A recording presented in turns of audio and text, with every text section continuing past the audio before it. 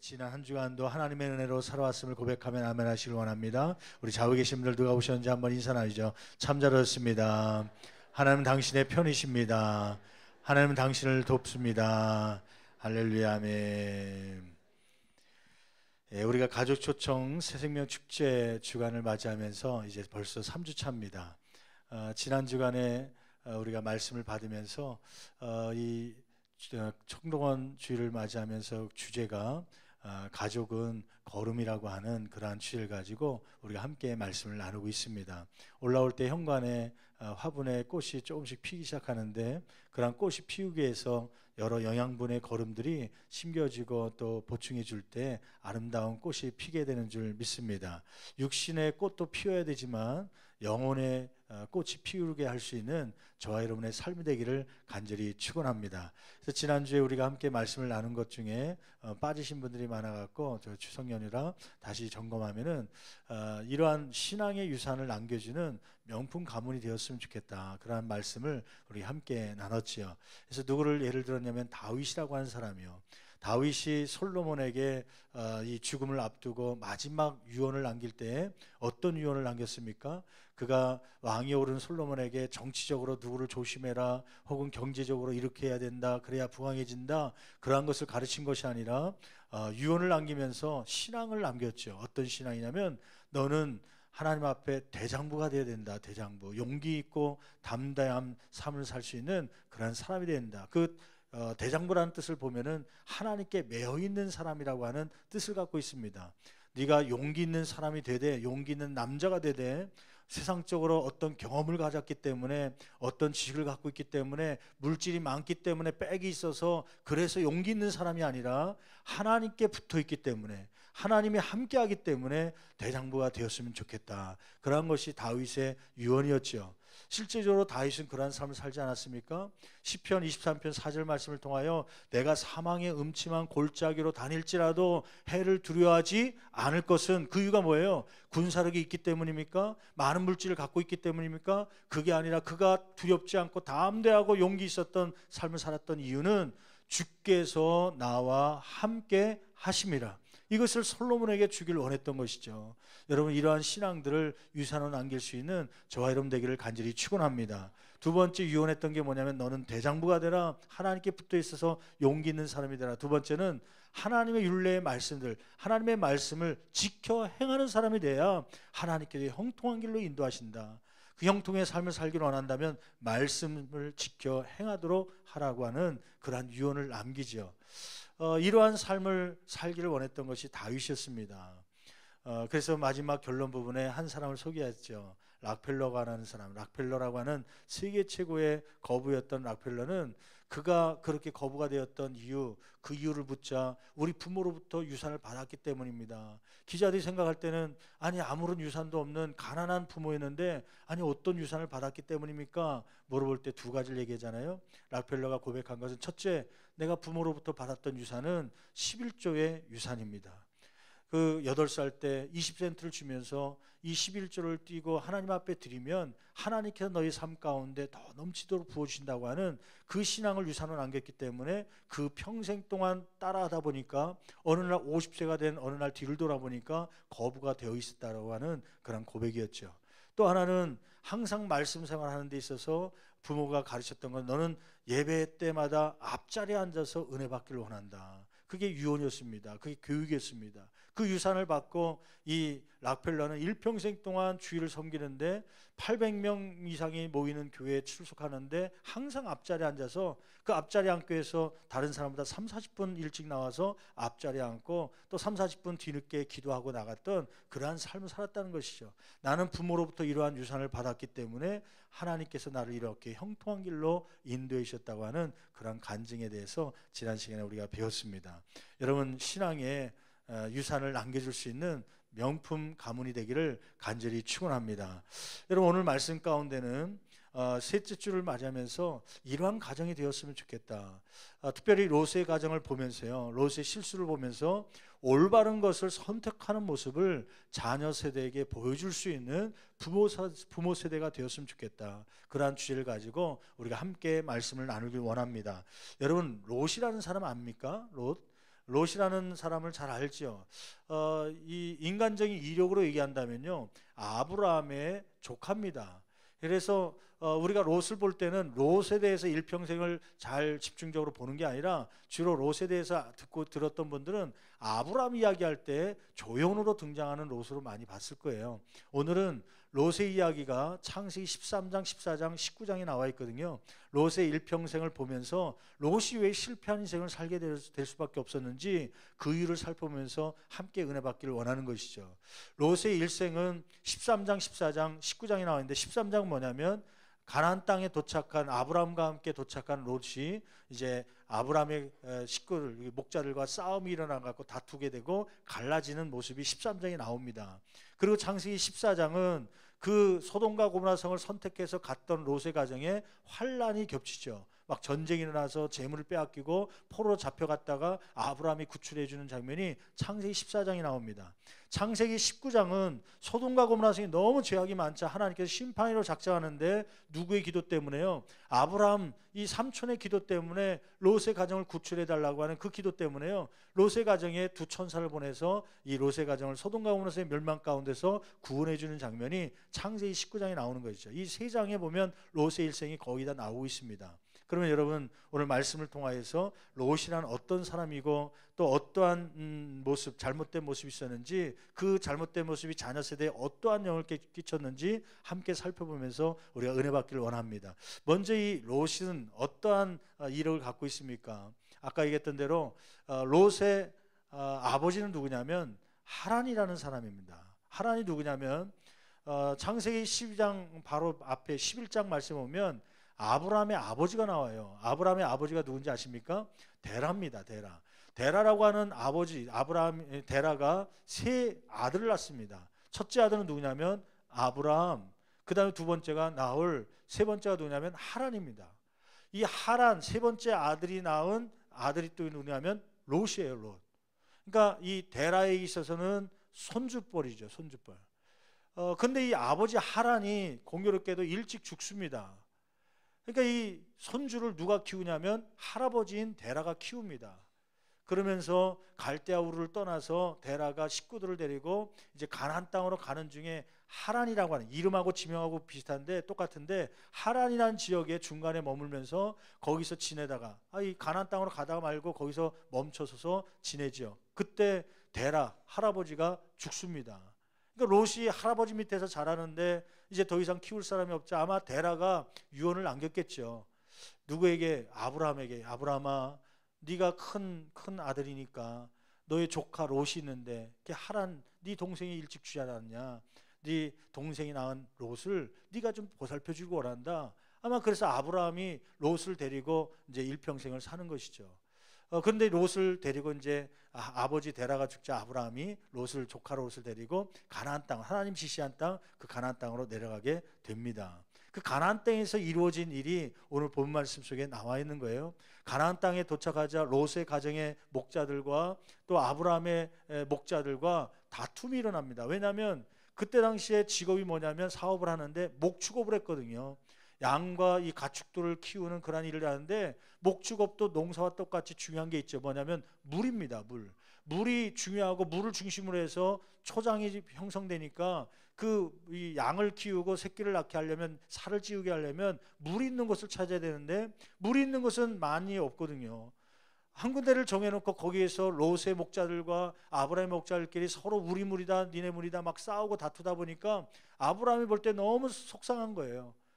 그래서 이러한 제안을 하죠. 오늘 한번 13장 말씀 3절부터 7절 말씀을 잠깐 소개했는데 롯은 어떠한 선택의 기로에 서게 됩니까? 이러한 싸움이 생겼죠. 서로 다투게 되었죠. 더군다나 7절 말씀 보면 이렇게 기록하고 있는데 7절 말씀 우리 같이 한 목소리로 봉독합니다.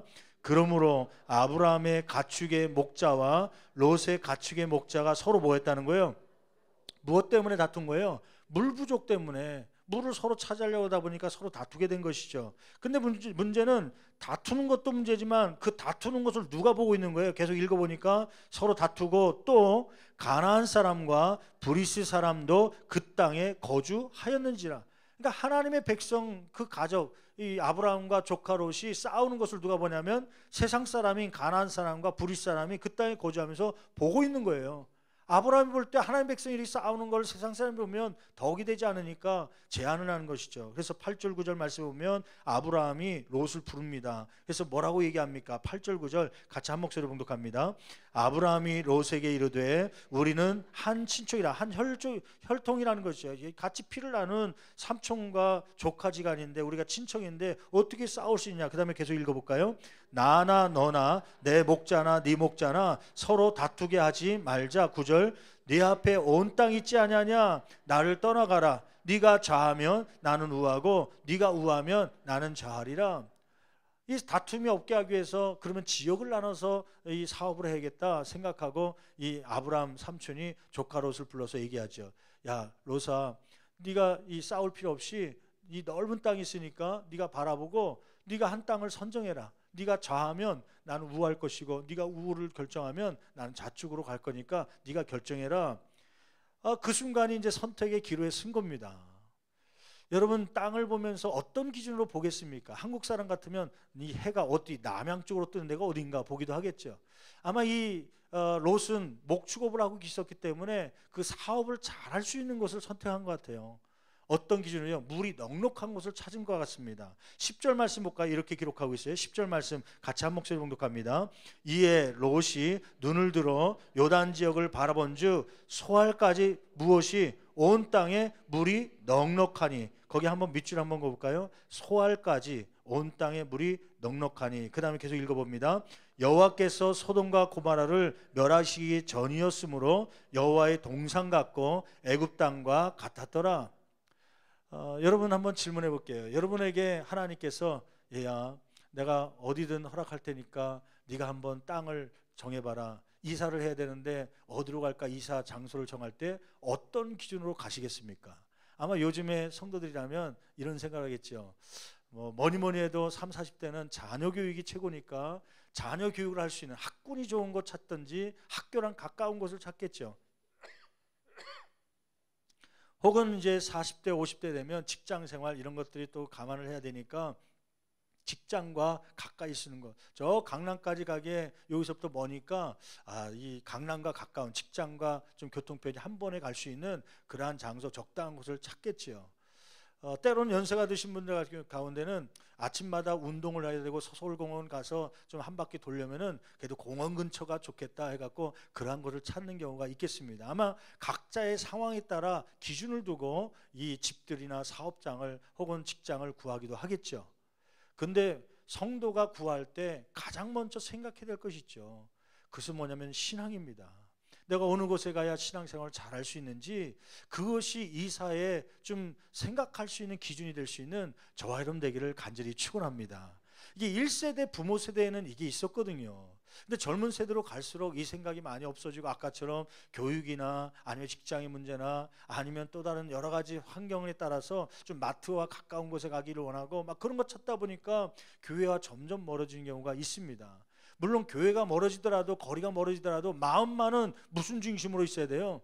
하나님 중심, 교회 중심으로 신앙생활할 수 있는 저와 여러분 되기를 간절히 축원합니다. 어떤 가정이 신방하는데 목사님 우리 집 한번 대창문에서 바라보십시오. 아니 대창문을 열고 보니까요 정면에 뭐가 보이냐면 교회 십자가가 보이는 거예요. 우리 교회 십자가예요. 목사님 이 장소를 구하려고 제가 얼마나 기도했는지 모릅니다. 교회가 아침마다 저녁마다 쳐다볼 수 있는 곳 그 장소로 오게 달라는 그 얘기 들으면서요 이 평신도를 통해서 목회자가 감동도 받고 또 여러 가지 은혜를 받게 되는 것이죠.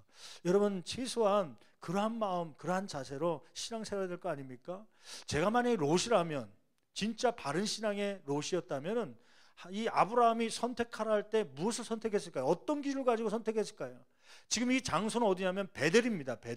베델은 어느 곳이냐면 아브라함이 가나안 땅에 도착하자마자 하나님의 이름을 불렀던 첫 번째 예배를 했던 장소입니다. 또 이곳에서 하나님과 교제했던 베델 장소예요.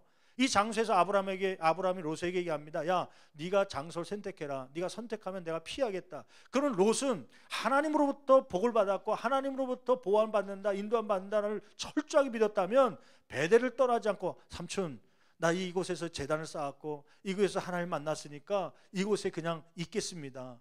그렇게 해야 될 거 아닙니까? 근데 이 롯이요, 눈을 들어 봤더니 어느 곳을 바라봤냐면 요단 동편에 물이 넉넉한 곳을 본 거예요. 목축업을 하기 아주 좋은 겁니다. 사업하고 직장하는데 돈이 솔솔솔 나올 만한 그러한 곳이에요. 삼촌, 나는 저쪽 목초지가 좋으니까 그쪽으로 양들 데리고 가겠습니다. 신앙 중심으로 산 것이 아니라 물질 중심으로 사죠. 이 롯이 얼마나 물질 중심이었냐면요, 한번 여러분 아까 밑줄 근 데 있잖아요. 소알까지 온 땅에 물이 넉넉하니, 이 넉넉한 물이 어디까지 다다랐다는 거예요? 소알까지. 그럼 소알을 벗어나서는 물이 넉넉하다는 거예요, 안 넉넉하다는 거예요? 그 소알을 벗어나서는 물이 넉넉할 수가 없다는 거예요. 여기 밑줄 걷잖아요. 잠깐 이걸 머릿속에 두고 한번 하나님께서 소돔과 고모라성 19장에 심판하실 때 롯에게 두 천사를 보내서 두 천사가 뭐라고 명령하는가 한번 볼까요? 19장 창세기 19장 17절 말씀 볼까요? 19장 17절 말씀 한번 찾아보시면서요, 오늘 이 세 장을 왔다 갔다 하면서 한번 볼 텐데 19장 17절 말씀 다 찾아보시고요. 이때는 소돔과 고모라성이 너무 죄악이 많이 찾아 하나님께서 불과 유황으로 심판하시려고 하는 작정하고, 그런데 아브라함이 조카 롯을 위해서 기도했거든요. 아브라함을 생각하사 롯을 구원하려고 두 천사를 보낸 겁니다. 그리고 이 롯의 가정에게 명령하죠. 롯에게 뭐라고 명령합니까? 19장 17절 같이 한 목소리 봉독합니다. 그 사람들이 그들을 밖으로 이끌어 낸 후에 이르되 도망하여, 이제 잠깐만요. 그 사람들은 누구냐면 두 천사예요. 두 천사들이 이 대접을 받고 나서 소돔과 소돔에 있는 롯에게 그들을 얘기하죠. 밖으로 이끌어낸 후에 말하죠. 도망하여, 그 다음 계속 읽어봅니다. 생명을 보존하라. 돌아보거나 들에 머물지 말고, 그러니까 뒤를 돌아보거나 들에 머물지 말고 어디로 가라는 거예요? 산으로 도망하여 멸망함을 면하라. 그러니까 한마디로 그러면 너희들은 멸망을 당하기 전에 구원받기 위해서 산으로 올라가라. 산으로 올라가라. 근데 이 롯이 뭐라고 얘기합니까? 18절 말씀 같이 봉독합니다.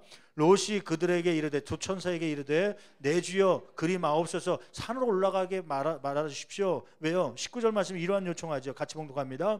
주의 종이 주께 은혜를 입었고 주께서 큰 인자를 내게 베푸사 내 생명을 구원하시오나 내가 도망하여 산에까지 갈 수 없나이다. 나 힘이 없어서 못 갑니다. 그렇게 핑계를 대죠. 그 다음에 뭐라고 얘기해요? 두렵건대 재앙을 만나 죽을까 하나이다. 지금 두 천사가, 하나님 보낸 두 천사가 뭐라 그런 거예요? 너 산으로 올라가면 산에서 너희가 뭐 할 거라는 거예요? 구원받을 수 있다. 재앙을 받지 않을 수 있다. 얘기한 거 아닙니까? 근데 그거를요, 핑계대, 이 핑계 저 핑계 대면서 오히려 산에 가면 재앙을 만날까 두렵사오니 뭘 요청해요? 20절 말씀 보세요. 20절 같이 한 목소리 봉독합니다. 보소서 저 성읍, 어떤 성읍인지 모르지만 저 성읍은 도망하기에 가깝고 작기도 하오니 나를 그것으로 도망하게 하소서. 이는 작은 성읍이 아니니까 내 생명이 보존되리이다. 산으로 올라가게 하지 마시고 저 작은 성읍이 있으니까 그 성읍에 가서 거기서 피할 수 있도록 해 주십시오. 사실은 그 성도, 이 죄악이 많은 곳이거든요. 결국은 어떻게 됩니까? 22절 말씀 볼까요? 22절 말씀 같이 한 목소리 봉독합니다. 그리로 속히 도망하라. 결국은 그 요청에 응답해서 두 천사가 그러면 네 마음대로 거기로 가라, 그 성읍에 가라 얘기하죠. 속히 가라. 그 다음에요, 네가 거기 이르기까지는, 네가 거기 도착하기까지는 내가 아무 일도 행할 수 없나, 심판을 잠깐 멈추게 할 테니까 빨리 가라. 그 다음에요, 하였더라. 그러므로 그 성읍 이름을 무엇이라 불렀더라? 소알이라 불렀더라. 소알이라 불렀. 그러면 한번 질문해 볼게요. 이 롯이 왜 산으로 더 멀리 산으로 가라고 그랬는데 거기까지 안 가고 소알에 머물려고 그럴까요? 왜 그걸 요청하고 있을까요? 아까 그 13장 말씀 한번 가보세요. 13장 아까 밑줄 친 곳이 있었죠. 이 들판을 봤더니 넉넉한 곳이 어디까지요? 10절 말씀에 이렇게 기록하고 있죠. 10절 말씀 같이 읽어봅니다. 다시 한번요. 이에 롯이 눈을 들어 요단 지역을 바라본즉 어디까지? 소알까지 온 땅에 물이 넉넉. 소돔과 고모라를 비롯해서 쭉 물이 넉넉하게 가다가 어디까지만 물이 있는 거예요? 소알까지. 이 롯은 심판의 순간까지도 물질 중심의 삶을 삽니다. 하나님이 그 땅이 죄악된 곳이기 때문에 가지 않기를 원했고 거기에 물들지 않기를 원해서 때로는 전쟁이 나게 하고 때로는 여러 가지 환난을 경험하면서 너는 그 땅에서 나오라 하는데도 아직도 그 물이 넉넉한 것 때문에요. 사업을 그래도 좀 더 물질을 벌어볼까 생각 때문에 심판 중에도 거길 떠나지 않으려고 합니다. 산으로 가라는데도 소알까지만 그래도 갈 수 있게 요청하는 그 물질 중심의 삶이요. 결국 그 땅은 어떤 땅이었어요? 그 선택한 물이 넉넉한 곳이었지만 어떤 땅이었습니까? 13절 볼까요? 13절 말씀 같이 13장 13절 말씀 13장 13절 같이 한 목소리로 봉독합니다. 소돔 사람은 여호와 앞에 악하며 큰 죄인이었더라. 이 롯이 선택한 소돔 땅은 어떤 땅이라는 거예요? 여호와 앞에 악하고 큰 죄를 범하는 죄인들이 많은 그러한 곳이었다는 거예요. 여러분, 이것을 롯이 모르고 간 걸까요? 눈을 들어 바라봤다고 그러지만 한마디로 얘기했지만 사실 며칠 동안 돌아다니면서 리서치했을 겁니다. 물이 어디가 많은가, 사업이 어떻게 좋은가. 이 소돔성에 가봤더니 물이 넉넉하죠. 근데 또 한편으로 보니까 퇴폐 영업소가 많고요, 죄악된 그런 것들이 너무 많아서 하나님 섬긴 사람이 없고 교회도 없어갖고 예배당도 없어갖고 야, 이거 여기 가면 신앙생활 못할 텐데 그래도 물이 넉넉하니까 물질의 축복을 빨리 받고 나중에 다시 베델로 가면 좋겠지, 되겠지, 그 생각으로 소돔 땅에 이 롯이 가게 된 것이죠. 근데 거기서 어떠한 일이 벌어지죠? 거기서 자기의 생각대로 사업이 잘 되고 번창하고 부자가 됩니까? 아니요. 거기서 문제가 생기죠. 어떠한 문제가 생긴 겁니까? 14장 1절로 말씀으로 들어가면서요, 한번 같이 봉독할까요? 거기서 가나안 동맹국과 메소포타미아 동맹국 간에 싸움이 일어나는, 전쟁이 일어나죠. 한번 14장 1절 말씀 같이 한 목소리로 봉독합니다. 당시에 시날 왕 아무라벨과 엘라살 왕 아리옥과 엘람 왕 그돌라오멜과 고임 왕 디다리. 이게 외국어만 나오면 이게 읽기가 쉽지 않아 갖고요. 하여튼 잘 따라오십시오. 14장 1절 말씀에 보면 메소포타미아 동맹국 4개의 나라가 기록되고 있습니다. 그리고 2절 말씀에 보면 가나안 동맹국입니다. 가나안 동맹국 안에는 롯이 들어가 있는 소돔 땅이 포함되어 있어요. 한번 어떤 나라들인지 한번 2절 말씀 볼까요? 가나안 동맹국 같이 읽습니다. 소돔 왕 베랄과, 소돔에 들어가 있잖아요. 그 롯이 소돔 왕 베랄과, 그 다음에요 고모라 왕 비르사와 아드마 왕 시납과 스보임 왕 세메게벨과 벨라곳 소알 왕과 싸우니라. 그러니까 1절에 있는 4개국과 2절에 나와 있는 5개국이 서로 전쟁이 붙었어요. 동맹국 간에. 근데 결국 어떤 동맹국이 이기냐면 1절에 나와 있는 메소포타미아 동맹국이 승리하고 롯이 포함된 소돔 땅, 곧 가나안 동맹국들이 패하고 말죠. 그래서 어떤 결과가 일어납니까? 11절 12절 말씀 읽을까요? 14장 11절 12절 계속해서 읽습니다. 내 왕이 소돔과, 거기서 내 왕은 뭐냐면 메소포타미아 4개의 왕을 얘기합니다. 메소포타미아 그 동맹국이 어디를 이겼다는 거예요? 소돔과 고모라의 모든 재물과 양식을 빼앗아. 소돔엔 누가 있어요?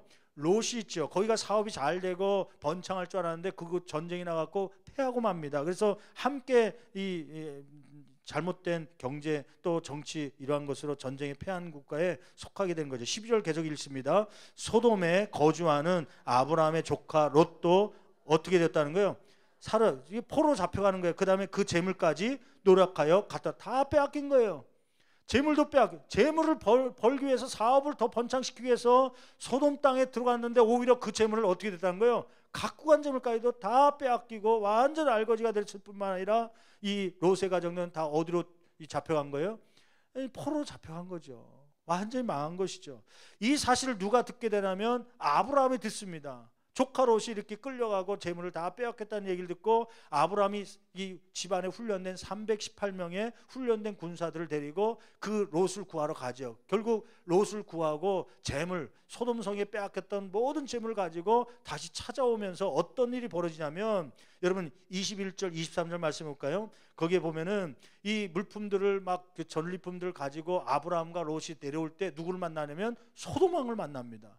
소돔 왕이 보니까 자기가 빼앗겼던 재물을 누가 지금 되찾아오는 거예요. 아브라함이 되찾아오니까 막 영접합니다. 할렐루야, 할렐루야는 안 했겠지만 믿지 않으니까 뭐 환영합니다. 막 프랜카드가 있는지 없는지 모르지만 하여튼 그렇게 하면서 막 영접합니다. 그러니까 이게 막 의기양양해서 아브라함이 돌아오죠. 근데 또 더 재밌는 사실은 소돔 왕이 어떤 제안을 한지 보세요. 21절 말씀 같이 읽어보겠습니다. 같이 봉독합니다. 소돔 왕이 아브라함에게 이르되 사람은 내게 보는, 당신이 포로 잡혀간 사람 다 데려오고 재물도 갖고 왔는데 사람은 우리 백성이니까 나에게 주고, 그 다음에 뭐라고 얘기해요? 물품은 네가 가지라. 당신이 물품은 다 가져가십시오. 저와 여러분이 아브라함이라면 어떻게 하겠습니까? 할렐루야 하겠죠. 역시 내가 전쟁에서 뺏어왔는데 이거 수고로움을 알고 소돔 땅에 있었던 재물이지만 야, 이 수고로움 사람은 보내지만 재물을 나한테 다 주니까 할렐루야 감사합니다 하고 인사하고 꾸벅하고 그렇게 나오겠죠. 근데 아브라함은 어떻게 결정한 줄 아세요? 그 물질을 받지 않습니다. 왜 안 받을까요? 그 이유가 뭐예요? 왜 그 전리품들 다 당신이 갖고 가? 당신이 되찾아온 거니까 당신이 다 갖고. 아니 그 한 사람의 가정의 재물이 아니라 소돔 성 전체에 있었던 재물 아닙니까? 금은보 아닙니까? 그거 주면 얼마나 큰 부자가 되겠습니까? 근데 아브라함이 그것을 거절해요. 왜 거절할까요? 그 이유가 다음 구절에 나와 있어요. 23절, 22절부터 읽어볼까요? 22절, 23절 같이 읽습니다. 아브라함이 소돔 왕에게 이르되 천지의 주제이시여 지극히 높으신 하나님 여호와께 내가 손을 들어 맹세하네. 하나님께 내가 맹세합니다. 그러면서 뭘 맹세하냐면 23절 같이 읽습니다. 네 말이, 거기서 너는 누굴 얘기하냐면 소돔 왕입니다. 소돔 왕. 당신의 말이 이렇게 만약에 나에게 물질을 줘서 내가 부자가 되면 당신이 이렇게 떠들 거 아닙니까? 그러면서 얘기하는데 네 말이 내가 소돔 왕이 아브라함으로 치부하게 하였다 할까요? 치부라는 건 뭐냐면 거대한 부자가 되게 했다. 그러니까 소돔 왕이 전리품을 줘서 아브라함이 거대한 부자가 되었다. 내가 이렇게 만들었다 할까요? 그 다음에요. 내게 속한 것은 실 한 오락이나 들매끈 한 가닥. 들매끈이라는 것은 신들매 얘기하는 거 아니에요? 신발끈 하나라도 한 가닥도 내가 가지겠다는 가지지 않겠다는 거예요. 가지지 아니하리라. 한마디로 얘기하면은 내가 이렇게 부자 된 것이 하나님 모르는 세상 사람들이 준 물질 가지고 내가 부자 됐다는 그 말, 난 그것이 치욕스럽고 이것을 내가 자존심에 허락하지 않기 때문에 하나님을 떠난 부자는 아무 소용이 없기 때문에 나는 이것을 받지 않겠습니다. 하나님 모르는 사람이 주는 물질을 함부로 받지 않겠다고 하는 나는 하나님이 복 줘서 이렇게 거부가 되었다는 이야기를 듣고 싶은 것이지 세상 사람이 나를 거부가 되게 했다는 얘기를 듣고 싶지 않습니다. 세상의 물질을 거부합니다. 아브라함이 왜 이것을 이렇게 기록하면서 말하고 있을까요? 누굴 염려한 거예요? 사실은 옆에 롯을 염두에 두고 얘기한 겁니다. 롯아, 너 세상의 물질을 가지고 하나님을 벗어난 물질을 버리려고 그렇게 갔다가 환난과 시험을 당하지 않았냐? 나도 이렇게 받을 수 있지만 하나님 떠난 그런 물질의 소유는 아무것도 아니다. 하나님께서 바람 한 번 불면 다 날아가는 것이고 하나님께서 붙잡아 주지 않으면 다 빼앗기고 마는 것이다. 너도 그런 삶을 경험하지 않냐? 이러한 것보다 더 중요한 것은 누구라는 거예요? 하나님이다. 하나님을 떠난 물질 버는 것보다 하나님을 선택하는 인생이 되었으면 좋겠다. 이것을 몸소 보여주는 거예요. 누가 보라고? 롯이 보라고요. 그러면 한번 생각해 보세요. 롯이 그 말을 들으면서 그럼 소돔 땅으로 그동안 소돔 땅을 정착했었는데 그것을 벗어나서 왔습니까? 최소한 저와 여러분이라면요, 이 정도 됐으면 소돔과 고모라에게 돈 벌러 갔지만 사업을 하러 갔지만 쫄딱 망했으면 다 빼앗기고 이런 환난 목숨을 간신히 건졌으면 이제는 정신 차리고 어디로 다시 와야 되는 거예요? 하나님 앞에 다시 돌아야 될 거 아닙니까? 근데 14장을 마무리하고 19장으로 넘어가 보세요. 이제 15장, 16장, 17장, 18장은 다른 이야기가 써 있다가 그다음에 19장에 다시 이 롯의 이야기가 나오는데요. 한번 19장 말씀 보세요. 19장 1절 말씀 보면 이 롯이 그러면 다시 베델로 왔습니까? 하나님을 만나는 장소로 왔습니까? 여전히 죄악 가운데 거하고 있죠. 한번 19장 1절 같이 한 목소리로 봉독합니다. 저녁 때에 그 두 천사가 어디 이르니? 소돔에 이르니 마침 롯이 어디 앞에 앉아 있었던 거예요? 소돔 성문에 앉아 있다. 아니 그렇게 혼나고 그렇게 환난을 당하고 포로 잡혀가고 재물 다 빼앗겼으면 정신 차리고 또 아브라함이 그렇게 교훈했으면 삼촌 교훈을 말씀을 듣고 왔어야 되는 거 아닙니까? 소돔을 벗어나서 다시 베델 땅으로 오든지 삼촌 내가 잘못 생각했네요. 삼촌하고 신앙생활 때가 좋았습니다. 그러면서 와야 될 거 아닙니까? 근데 여전히 물질 중심의 삶을 살다 보니까요. 그는 소돔 땅을 벗어나지 못하고 여전히 19장까지 왔는데도 불구하고 그 안에 소돔 땅의 성문 앞에 앉아서요. 혹시 오늘 누가 나에게 복 줄까? 혹시 좋은 또 비즈니스 사업장을 만날까? 그러한 생각으로 그 앞에 앉아 있었다고 하는 것이죠. 여러분 이 롯의 삶 가운데 앞으로 어떤 일이 벌어지죠? 그는 여전히 소돔 땅에 거했을 뿐만 아니라 1절부터 8절까지 말씀해 보면 이 두 천사가 와서 이 심판을 예고하기 위해서 들어왔는데 그 사람들 영접하죠. 집으로 영접했는데 마침 누가 쫓아오냐면 소돔 땅에 거하는 백성들, 사람들이 쫓아와서 문을 두드립니다. 꽝꽝꽝 뚫리면서요. 나가보니까 누구십니까? 아, 소돔 땅의 이웃들이 왔습니다. 혹시 당신네 집에 두 사람이 들어가지 않았습니까? 성경에는 두 천사로 나와 있지만 사람의 눈으로 볼 땐 두 남자로 보인 것이죠. 예, 들어왔는데요. 그 사람을 우리에게 내어주십시오. 백성들이 요구하는 것이에요. 아니, 왜 그렇습니까? 물어보니까 그 사람을 우리가 상관하리라. 한번 5절 말씀 볼까요? 5절 말씀, 19장 5절 말씀 한번 보세요. 19장 5절 말씀 같이 한 목소리로 봉독합니다. 롯을 부르고 그에게 이르되, 백성들이 이제 그 문 앞에서 부른 것이죠. 이르되 오늘 밤에 내게 온 사람들, 두 천사들인데 이제 사람들을 본 거죠. 두 사람들이 어디 있느냐? 이끌어내라. 우리가 그들 뭐하리라? 상관하리라. 이 상관이라는 원어를 보면요, 성관계를 얘기합니다. 성관계. 이 소돔과 고모라 성에는 동성애가 만연돼 있어 갖고요, 이 두 남자를 보내면 우리가 동성애하겠다, 그 사람들 보내달라 요청하죠. 이러한 위험에 처했을 때 여러분, 롯이라면 어떻게 해야 됩니까? 위험 가운데 있을 때 진정한 성도라면, 진짜 하나님 모신 성도라면 누구를 의지해야 되는 거예요? 하나님 의지하고, 하나님, 이 위험의 순간이 있는데 하나님 나를 도와주십시오. 하나님, 내 말이나 내 행동이나 아니면 이런 위험 순간에 주님께 개입해 주셔서 어떻게 이 위험을 벗어날 수 있도록 도와달라고 하는 기도를 해야 되지 않습니까? 그런데 이 기도하지 않고 롯의 일생을 보면요, 한 번도 여호와를 찾지 않습니다. 한 번도 하나님 앞에 예배드렸다는 말이 없어요. 위험의 순간이 몇 번씩이나 오는데 그때마다 그 상황에 타협해 갖고요, 어떻게 해서든 그 위험을 벗어나려고 하죠. 이때도 마찬가지죠. 두 사람을 보내라 했더니 어떠한 제안을 합니까? 7절 말씀 볼까요? 7절 말씀 이렇게 롯이 얘기하죠. 7절 말씀 같이 봉독합니다. 이르되 청하노니 내 형제들아, 이런 악을 행하지 말라. 8절 내게 남자를 가까이 하지 아니한 누구요? 두 딸이 있나? 두 딸을 어떻게 하려고요? 청하건대 계속 읽어봅니다. 내가 그들 너희에게로 이끌어내리니 너희 눈에 좋을 대로 그들에게 행하고 그 딸들에게 행하고 이 사람들은 내 집에 들어왔은즉 이 사람들에게는 아무 일도 저지르지 말라. 이 손님이니까 건들지 말고 내 딸 처녀들 2명 있으니까 너희들이 원하는 대로 아무렇게나 해라. 그 백성들에게 주는 거예요. 이러한 위험 속에서 두 딸을 내주겠다고. 두 딸의 입장에서는 어떤 생각이 들 것 같아요? 위험의 순간에 나를 팔아넘기는 부모를 보면서 어떤 삶이 될 것 같아요. 나중에 그는 한번 보기로 하고 14절 또 보세요. 14절 말씀 보면 소돔성에 거했던 롯에게 사위를 드리는데 어떤 사위를 드리냐면요, 신앙과 믿음이 좋은 사위가 아니라 불신앙하는, 믿지 않는 사위를 얻게 되는 그러한 찬스가 생기죠. 14절 말씀 볼까요? 같이 한 목소리 봉독합니다. 롯이 나가서 그 딸들과 결혼할 사위들에게 말하여 이르기를 여호와께서 이 성을 멸하실 터이냐. 두 천사가 예언한 게 있었잖아요. 심판할 거니까 네 가족들 데리고 빨리 나가라, 산으로 가라.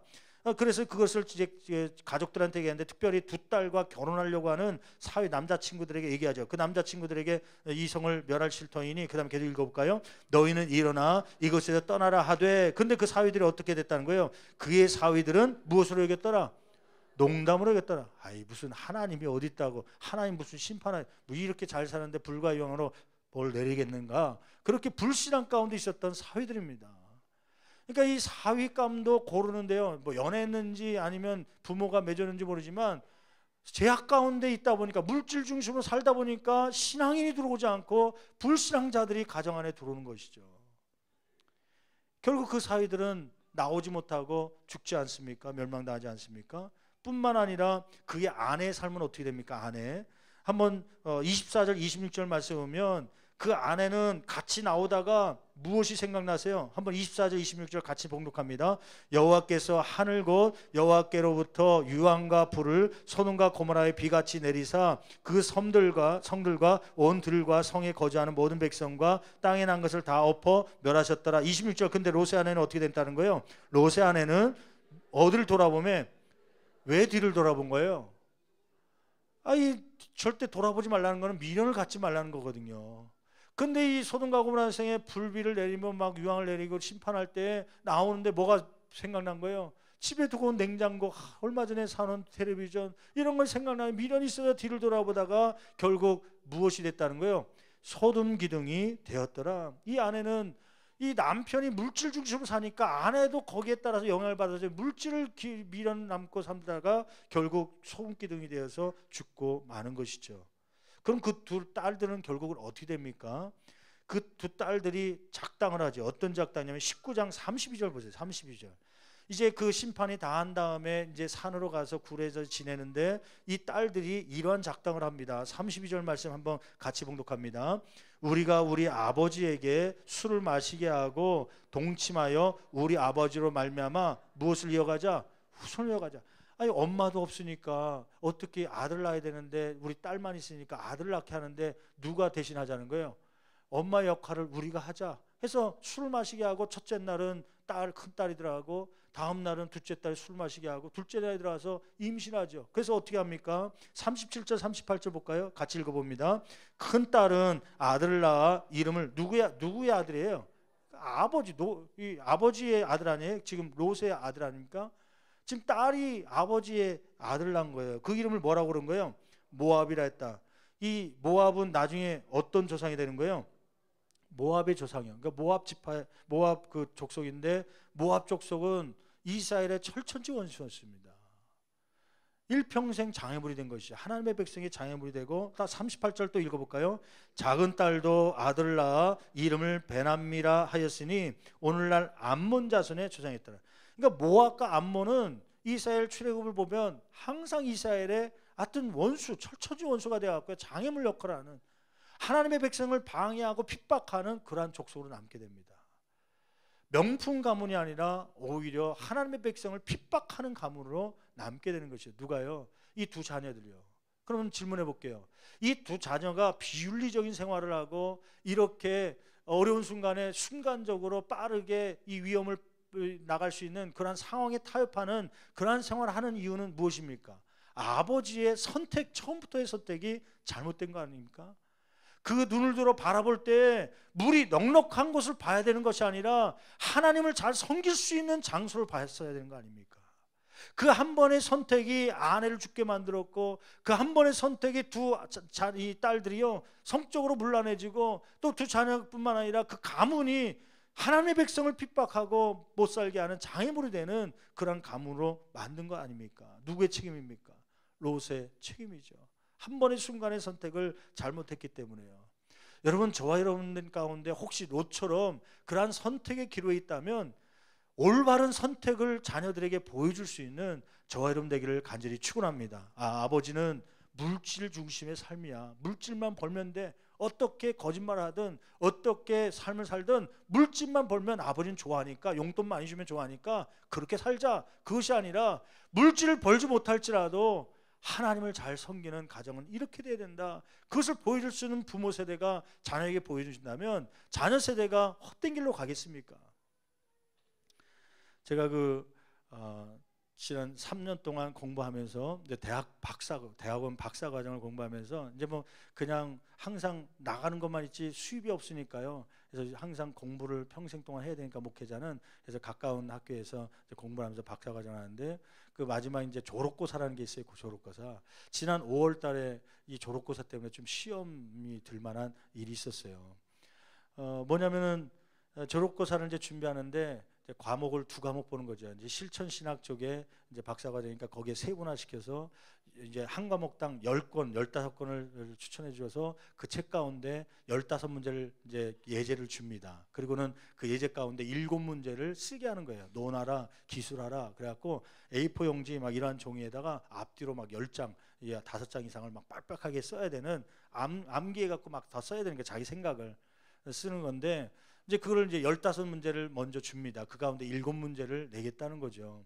그래서 공부를 어떻게 하냐면 15문제에 해당하는 그런 답을 이제 책이나 노트에서 막 자기 생각들 적어갖고 그걸 달달달 외워갖고 15문제를 갖고 가면 그 중에 7문제 나오면 다 쓰고 나오면 되는 거예요. 그러면 이제 합격해갖고 졸업하게 되는 거죠.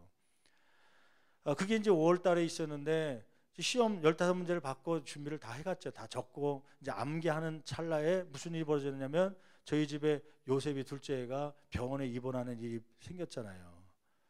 그 병간호 하냐고 병원을 왔다 갔다 보니까 시간은 다가왔는데 시험 시간이 됐는데 공부를 제대로 못한 거예요. 포기할까 했는데 또 같이 공부하려면 끝까지 해봅시다. 그래서 갔는데 마지막 중간 이제 시험을 이제 졸업고사 보는 시험장에 들어갔는데요. 시험지를 딱 받아보는 순간 제가 쓸 수 있는 7문제가 나왔는데 쓸 수 있는 문제가요. 딱 한 문제밖에 없더라고요. 암기를 했어야 되는데 암기를 할 수 없고 뭐 이걸 다 쓰려니까 엉터리였으면 점수 어차피 안 나올 거고 이 7문제 가운데 최소한 6문제가 다 맞아야 그래야 이제 합격을 하는데 보나마나 떨어질 것 같고 그런데 그 전에 들어갈 때 무슨 얘기를 하냐면 그런 얘기를 해요. 그 전까지 계속 내려온 게 있는데 졸업고사 볼 때 물론 그거 다 암기해야 되지만 암기를 못하니까 감독관이 교수가 들어오지만 서로 목사님들이 또 공부하는 사람들끼리 그냥 예제 문제 혹은 책들을 갖고 와서 몰래 펴가면서 그 컨닝하면서 답을 적고 통과를 다 하니까 그냥 형식상 보는 시험이니까 그렇게 보면 된다는 힌트를 줬어요. 그래서 이제 마음간에는 한편에는 그래 볼까라는 생각 가지고 이제 들어간 거죠. 유혹이 온 거죠.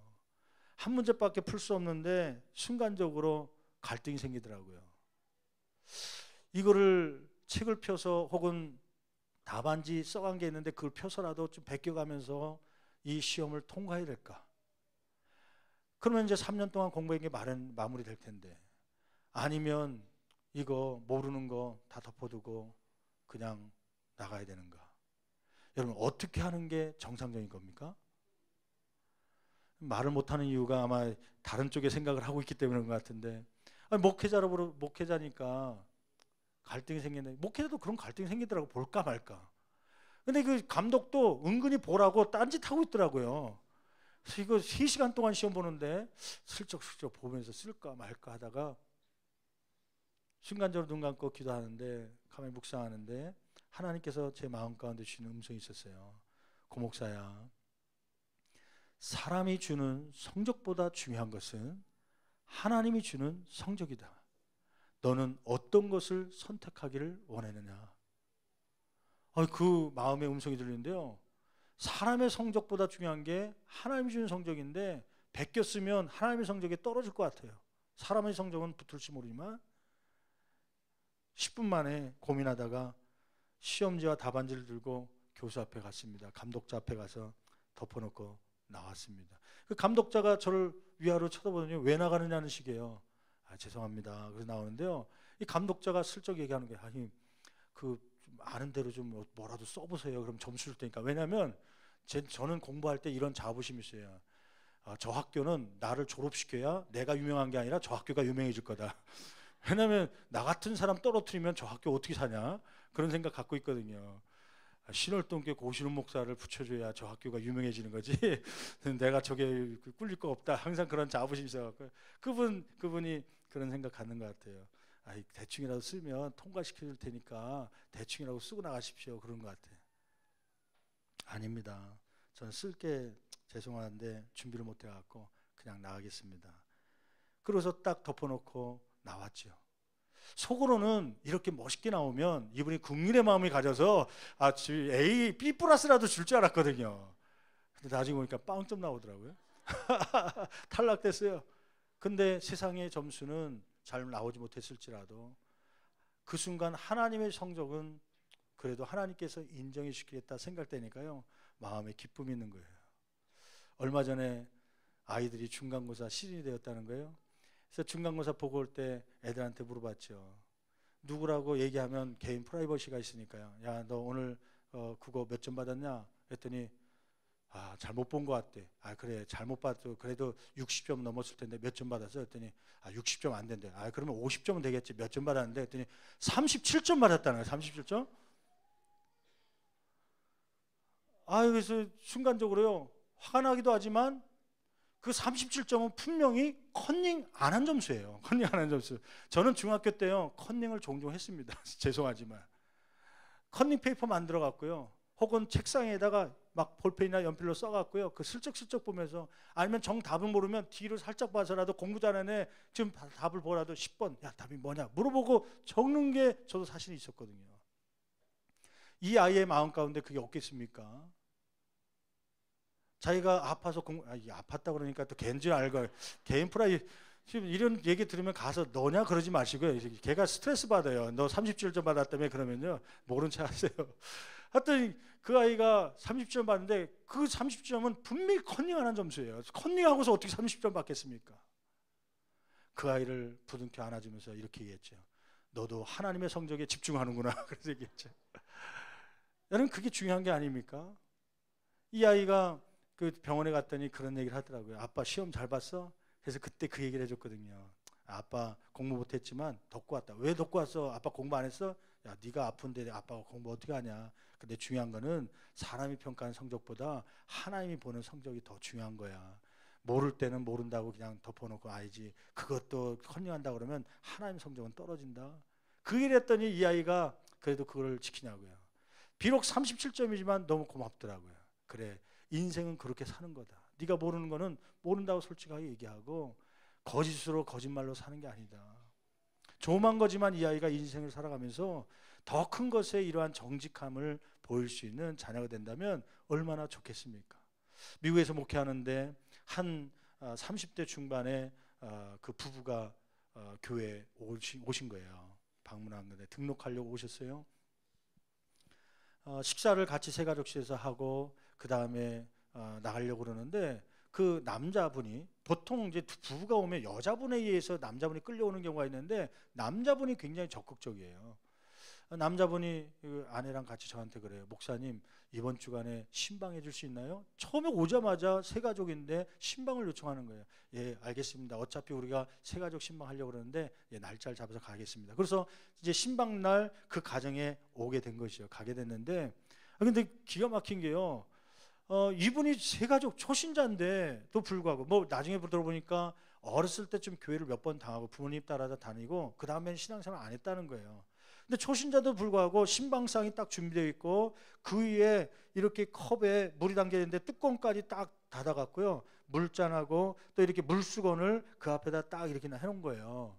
신방상에다. 그러고서 이 감상금 봉투 이런 게 없으니까 일반 편지 봉투에다가 아마 예물을 정성스럽게 담아서 거기다가 가족 건강을 위해서 또 사업장을 위해서 무슨 사업을 하냐면 태권도 도장을 합니다. 태권도 도장을 하면서 사범인데 미국에서 그 사업장이 잘 될 수 있도록 위한 기도 제목을 해놨더라고요. 그러면서 그 옆에다는 유리컵에다가 아마 앞에서 그 길거리에서 따놓은 꽃 같아요. 꽃 몇 개를 꽂아놓고 풀하고 놓고 예쁘게 이렇게 해놨더라고요. 아니 초신자가 이렇게 하는 경우 별로 없거든요. 아니 그 교회 예전에 다녔었어요. 집사님이 그랬더니 집사도 아니고 지금 어렸을 때 몇 번 다니다가 처음 왔다는 거예요. 아니 근데 이렇게 어떻게 신방 이렇게 하는데 준비물을 이렇게 잘 합니까? 그랬더니 그때 얘기하는데 그 얘기를 하는 거예요. 뭐냐면은 자기가 이렇게 신방을 하는 이유가 있다는 거예요. 교회 간 이유가 있다는 거예요. 그래서 뭐 때문에 그럽니까? 그랬더니 지금 한 달 후에 부모님, 어머니가 미국을 방문하기로 계획했다는 거예요. 얘야, 나 가겠다 그랬다는 거예요. 근데 그 어머니가 한국에 살면서 매주마다 전화를 한대요. 얘야, 너 어렸을 때 나를 따라서 교회를 다닌 적이 있었는데 너 신앙생활 해야 된다. 교회 다녀야 된다. 이번 주 교회 갔니? 자꾸 물어보니까 귀찮아갖고 어느 날 네, 다니고 있어요. 그랬다는 거예요. 그 다음 주도 전화 오는데 너 그 교회 갔니? 네, 그 교회 오늘도 갔었어요. 그래, 잘했다. 그러고서 몇 번 칭찬을 받았다는 거예요. 근데 그 어머니가 지금 온다는 거예요. 한 달 후에. 그럼 지금 교회 안 다니고 있는데 다닌다는 뭔가가 있어야 될 거 아닙니까? 어느 게 오면 분명히 2, 3주 있을 텐데 주일날 방문해 갖고 또 그 교회 같이 가보자 그럴 텐데 뭔가 다닐 교회가 생겨야 되니까 이제 급한 마음에 아내를 끌고 야 교회 가자 그러고서 남자 이제 그때는 성도였죠. 데리고 이제 교회를 찾아온 게 이제 저희 교회로 온 거예요. 그래서 신방도 받은 이유가 이제 엄마 오면 나 목사님 모시고 신방까지 했다라는 걸 자랑하려고요. 그러면 어느 정도 신앙생활 한다는 게 지금 대충 나오잖아요. 신방까지 할 정도면 야 잘하고 있다라는 얘기를 할 거 아니에요. 어머니에게 그런 사랑을 받으려고 오랜만에 오신 어머니에게 효도 아닌 효도를 해보려고 한 거죠. 아니 그런데 어떻게 이렇게 신방상을 준비했습니까? 그랬더니 그 누구한테 물어볼 사람도 없고 그래갖고 근데 가만히 생각해 보니까 어렸을 때 어머니가 이렇게 한 걸 몇 번 봤다는 거예요. 직장 다니는 어머니였는데 직장을 안 가시고 월차를 내갖고 그날 안 가셨대요. 엄마 오늘 직장 안 가? 그랬더니 오늘 중요한 손님이 오시기 때문에 이렇게 준비한 어떤 손님인데 하나님 대신 오시는 목사님이 오시는 날이야. 그러면서 신방을 준비하는데 거기에 컵에다가 손수건 이렇게 물에 적셔갖고 땀 닦기 위해서 그 다음에 헌금을 이렇게 뭐 봉투에다 하는 것 같고 그 다음에 또 거기다 화분 같은 걸 꽃꽂이를 해갖고 예쁘게 해갖고 이 강대상처럼 이렇게 만들어 놓고 이렇게 신방을 받는 어머니 모습을 본 거예요. 어머니가 권사님인데 그걸 기억해내 갖고 이렇게 차렸다는 거예요. 그러면서 저한테 물어보는 게, 목사님 이렇게 하는 거 맞긴 맞아요? 그러더라고요. 예, 맞습니다. 어떻게 이렇게 잘합니까? 그러면서 이제 기도하시고 그랬었죠. 얼마 전에 난가지 펠로십교회 우리 목사님 다녀오셔서 소식을 들어보니까 그 집사님이 지금 집사님 됐어요. 집사님이. 부부가 다 집사님 되시고 자녀들도 같이 교회 다니면서 기둥 역할을 하고 있는 그런 모습에서 얼마나 마음이 뿌듯하고 그런지요. 여러분, 자녀들에게 최소한 그런 모습들을 좀 보여줄 수 있는 저와 여러분 되기를 간절히 축원합니다. 이번 주에 축의 대신방 성회입니다. 구역별로 이제 4-5개 모여서 이제 한 장소에서 한 30-40명이 같이 모여서 하게 되죠. 이번에는 개별 신방이 아니라 구역 전체가 한 장소에 모여서 예배를 드리게 됩니다. 이제 마가의 다락방처럼 뜨겁게 찬양하기도 하고 기도하기도 하고 기도의 제목을 가지고 같이 중보하며 기도하려고 그래요. 여러분들이 예물 드린 그 헌금 제목, 기도의 제목들을 다 이제 지구장들이 다녀와서는 컴퓨터 쳐갖고 저와 같이 교류하면서 그 제목 가지고 새벽마다 밤마다 부르짖어 기도하게 됩니다.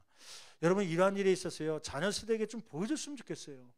요즘 젊은 세대는 이러한 것을 잘 몰라요. 1세대들이 지나고 나면 앞으로 신월동교회 젊은 세대가 과연 이 대신방을 받을까? 바라기는 그 집사님처럼요, 부모님이 이렇게 신방을 받기 위해서 정성을 들여서 선택했던, 직장 가서 돈을 버는 것도 중요하고 사업장 문을 여는 것도 중요하지만 잠깐 시간 내서라도 달려와서 예배를 원하고, 야, 너 기도 제목 뭐냐? 이 기도 제목 내려야 된다. 같이 기도하자. 그러고서 예배에 참석할 수 있는 자녀들은 좀 끄집어드리고요. 어느 신방 가면은 애들을 다 방 안에다 가둬놨더라고요. 애들 다 어디 갔습니까? 했더니 떠들까봐 저 방 안에다 다 가둬놨다고 그래요. 여러분, 최소한 그 아이들 기도, 축복 기도 좀 받게 하기 위해서요, 예배 시간에 안고라도 기도하고 좀 목사님의 안식 기도 받기 위해서 사모하는 마음을 보여주면요, 그 아이들이 자라면서 무엇을 보겠습니까? 아, 이러한 신앙생활을 해야 되는 거구나, 이 신방을 이렇게 하는 거구나 보고 배울 수 있는 그러한 자녀 세대로 만들어갈 수 있는 저와 여러분 되기를 간절히 축원합니다. 여러분, 롯은 중요한 것을 선택할 때 하나님께 물어본 적이 단 한 번도 없습니다.